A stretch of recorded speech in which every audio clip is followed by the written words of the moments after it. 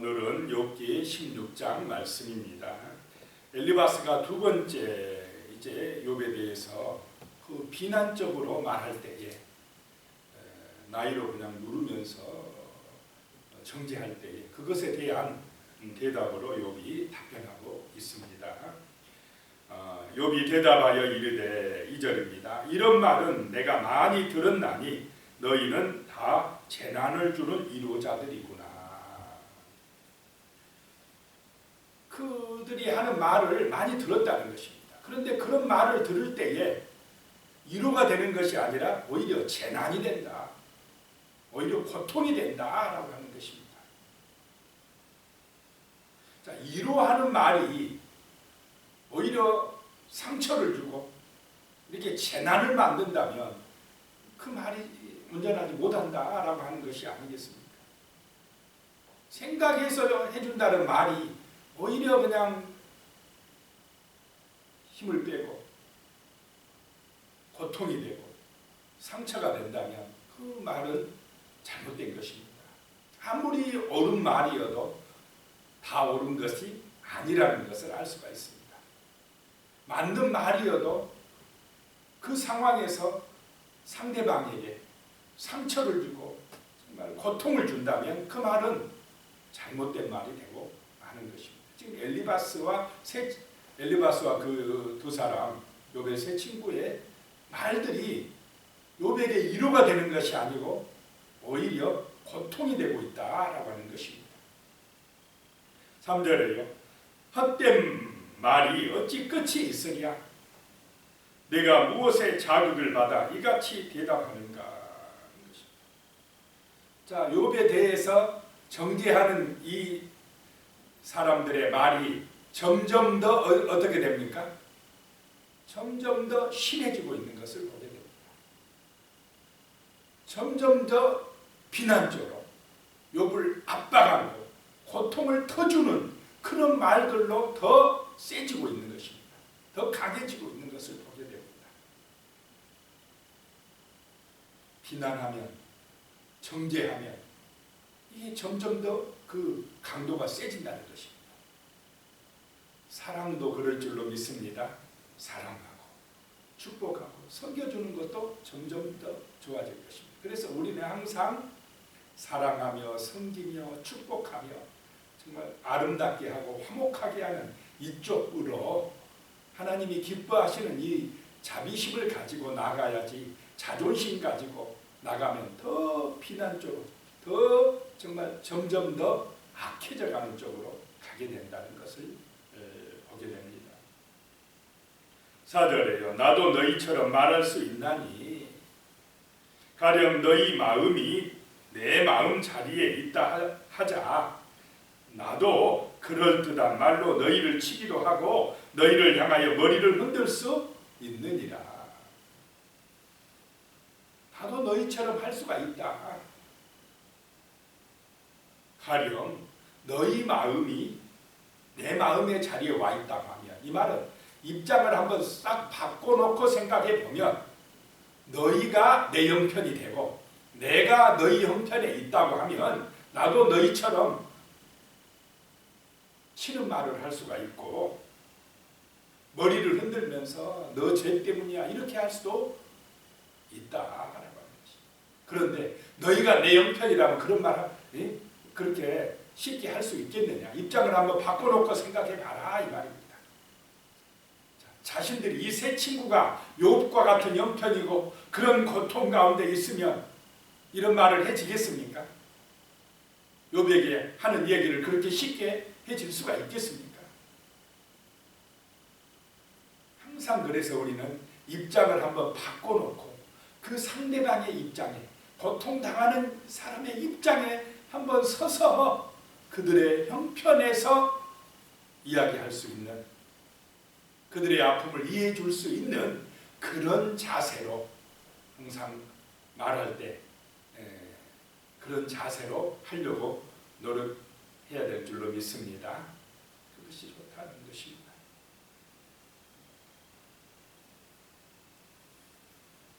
입장을 한번 바꿔놓고 생각할 필요가 있다라고 하는 것입니다.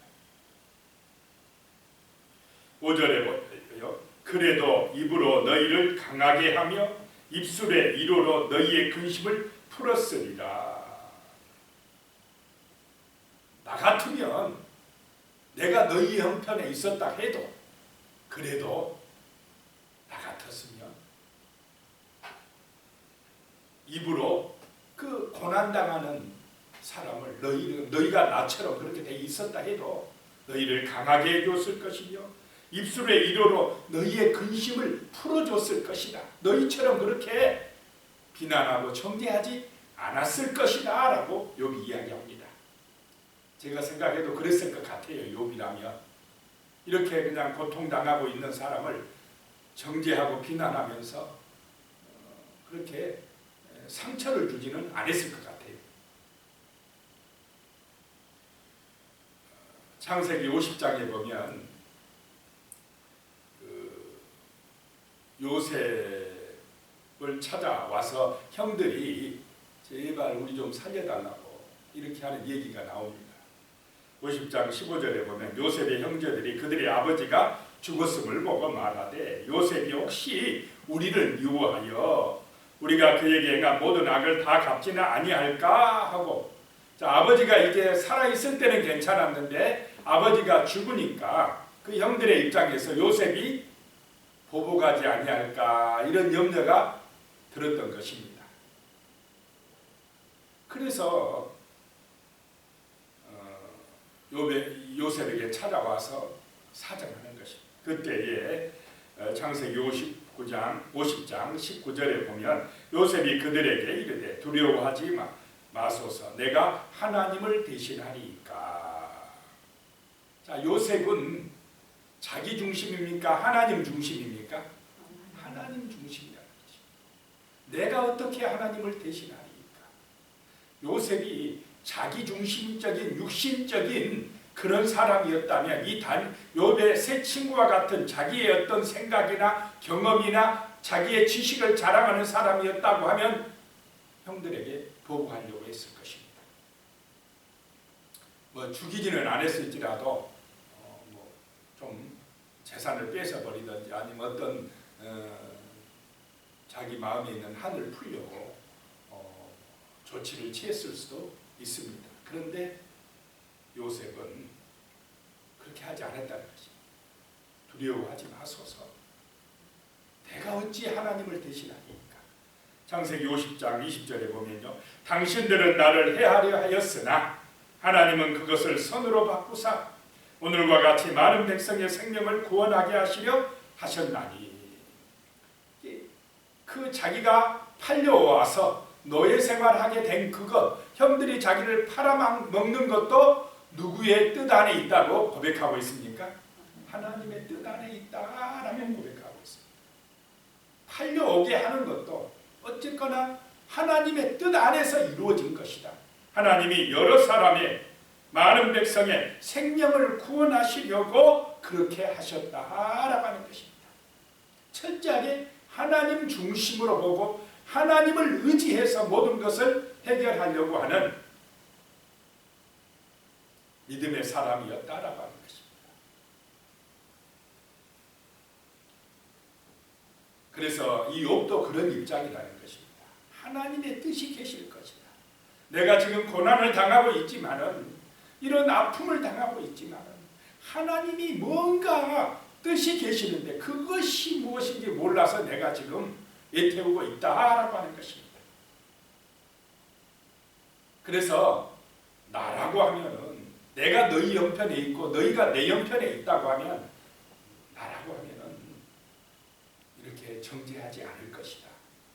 항상 우리는 말을 할 때나 무엇을 어떤 계획을 세우거나 행동을 할 때에 내 입장보다 누구의 입장을 먼저 생각하라는 것입니까? 먼저 그의 나라와 그의 의를 구하라. 하나님의 뜻이 무엇인지, 어떻게 하면 하나님의 사랑의 나라가 이 땅에 이루어질 것인지 이것을 좀 먼저 생각하고 말하거나 계획을 세우거나 행동한다면 정말 하나님이 우리를 도와주시고 은혜 주시고 축복해 주실 줄로 믿습니다.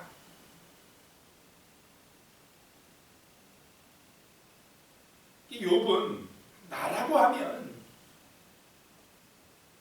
너희를 강하게 했을 것이고 너희의 근심을 좀 풀어주려고 노력했을 것이다. 그런데 너희는 내 고통, 내 아픔을 좀 풀어주려고 한 것이 아니라 더 힘들게 하고 더 아프게 한다라고 하는 이야기입니다. 6절입니다. 내가 말하여도 내 근심이 풀리지 아니하고 잠잠하여도 내 아픔이 줄어들지 않으리라. 자, 지금 욥이 당하는 이 고통과 아픔이 말한다고 많이 풀려지겠습니까? 말한다고 몸이 안 아파집니까? 말을 해도 고통스럽고 그냥 말 안 하고 가만히 있어도 힘들고 어렵다는 것입니다. 참 이런 고통이 욥에게 닥쳐왔다는 것입니다. 7절에요. 이는 이제 주께서 나를 피로하게 하시고 힘들게 하시고 나의 온 집안을 패망하게 하셨나이다. 주님이 지금 욥을 힘들게 하시고 온 집안을 패망하게 만들었다는 것입니다. 물론 마귀가 했지만은 누가 허락한 것입니까? 하나님이 허락한 것입니다. 8절에요. 주께서 나를 시들게 하셨으니 이는 나를 향하여 증거를 삼으심이라. 나의 파리한 모습이 일어나서 대면하여 내 앞에서 증언하나이다. 얼마나 지금 욥의 모습이 몰골이 파리해졌겠습니까? 그 모습이 증거한다라고 하는 것입니다. 요셉이 노예로 팔려가고 억울하게 누명을 쓰고 감옥에 가고 그럴 때는 얼마나 힘들었겠습니까? 그런 중에도 요셉이 하나님을 바라보고 기도하였듯이 욥도 이 처절한 고통 가운데서도 상처 가운데서도 그래도 하나님을 바라보고 있다는 것입니다. 이 고통에도 이 처참한 그 집안의 패망에도 뭔가 지금 하나님의 계획이 있는데 그것을 모르겠다는 것입니다.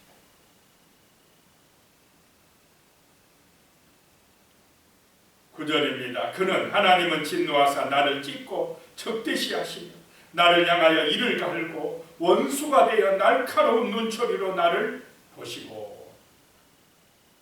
얼마나 지금 욥이 고통스러웠겠습니까? 하나님이 자기를 원수처럼 여기신다는 것입니다.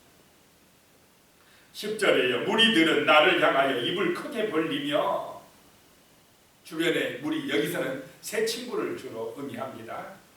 나를 향하여 입을 크게 벌리고 나를 모욕하여 뺨을 치며 함께 모여 나를 대적하는구나. 11절입니다.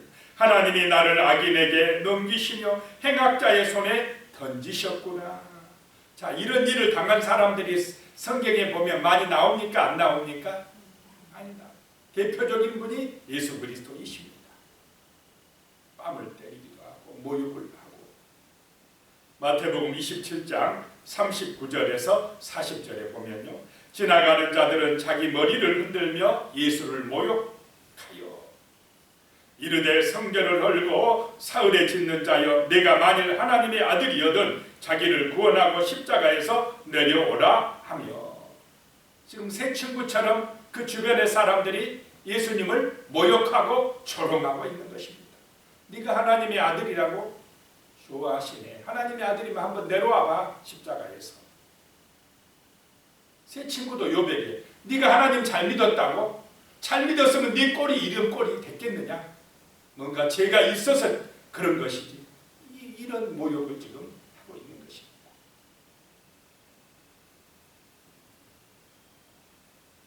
고린도전서 4장 12절 13절에 보면 바울도 그런 어려움을 당했다는 것을 보게 됩니다.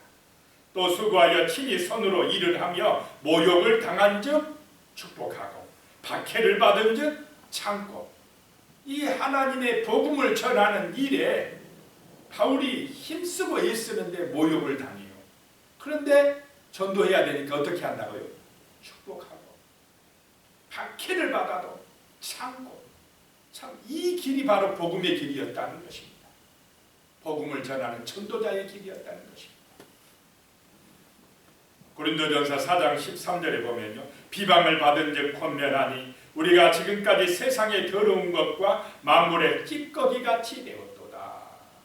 때로는 이렇게 정말 하나님께서 사랑하시는 그런 복음의 사도들이 고난을 당하고 만물의 찌꺼기같이 여겨지기도 한다라고 하는 것입니다. 거기에도 그 아픔 고통에도 하나님의 뜻이 계시다는 것입니다. 그래서 교회 다니고 예수 믿으면 무조건 영통하고 잘되기만 하고, 그런 사고는 이 욥의 세 친구와 같은 사고입니다. 잘 믿으면 복 받고 잘못 믿으면 벌 받는다, 이런 사고로 성경을 보거나 우리가 세상을 보면 안 될 줄로 믿으시기 바랍니다. 성경에는 욥처럼 또 예수님처럼 이 사도 바울처럼 정말로 하나님을 신실하게 믿어도 때로는 모욕을 당하고 고난을 당하고 어려움을 당할 수도 있다고 말씀을 하는 것입니다. 그 고난에도 뜻이 있다는 것입니다. 그래서 함부로 정죄하거나 판단하면 안 될 줄로 믿으시기 바랍니다. 12절에요. 내가 평안하더니 그가 나를 꺾으시며 내 목을 잡아 나를 부서뜨리시며 나를 세워 관역을 삼으시고 13절에요. 그의 화살들이 사방에서 날아와 사정없이 나를 쏘므로 그는 내 콩팥을 꿰뚫고 그는 내 쓸개가 땅에 흘러나오게 하시는구나. 얼마나 그냥 관역을 세워놓고 화살을 쏘는 것처럼 그런 고통이 오고 있다는 것입니다. 14절에 그가 나를 치고 다시 치며 용사같이 내게 달려드시니, 하나님이 나를 이렇게 힘들게 하시니. 16절에요. 내 얼굴은 울음으로 붉었고, 얼마나 고통스러웠으면 울어가지고 얼굴이 붉어졌고, 내 눈꺼풀에는 죽음의 그늘이 있구나. 이제 눈꺼풀이 그냥 죽기 전의 사람처럼 그렇게 되었구나. 17절에 그러나 내 손에는 포악이 없고 나의 기도는 정결하니라. 아무리 생각해도 자기가 악독한 일을 많이 한 것 같지가 않다는 것입니다.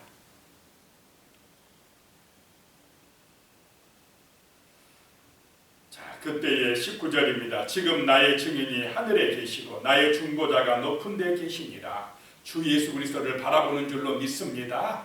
욥이 그 구약 시대에 아브라함 때에 그때에 살면서도 그래도 하늘에 나의 중보자가 계신다. 나의 이 모든 허물과 죄를 사해줄 중보자, 그분이 계신다라고 바라보고 있는 것입니다. 20절에요. 나의 친구는 나를 조롱하고 내 눈은 하나님을 향하여 눈물을 흘리니. 내 친구들은 나를 조롱하지만 나는 누구를 향하고 있다고 말씀합니까? 하나님을 향하여 눈물을 흘리니.